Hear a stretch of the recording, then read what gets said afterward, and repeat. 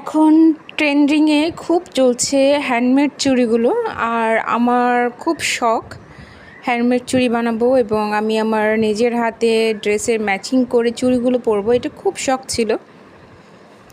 কিন্তু হ্যান্ডমেড চুড়ি বানানোর জন্য যে বেসটা দরকার, চুড়ি যে প্লাস্টিক চুড়িগুলোটা প্রয়োজন, সেটা আমার কাছে ছিল না। কিছু কাপড় এবং কিছু সুতা, কিছু চুমকি, এগুলো আমার কাছে ছিল।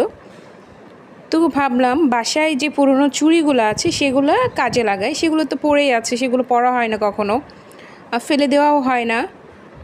তো ট্রাই করলাম, কিছু কালো, লাল, তারপরে কাপড় দিয়ে একজোড়া চুড়ি বানিয়েছি। তারপরে আমার কাছে হলুদ সুতা ছিল, সে সুতা দিয়েও চুড়ি বানিয়েছি। তো বানানোর পরে আমি যে বিষয়টা খেয়াল করলাম যে চুড়িগুলো বেশ ভালো লাগছে, খারাপ লাগছে না অতটাও।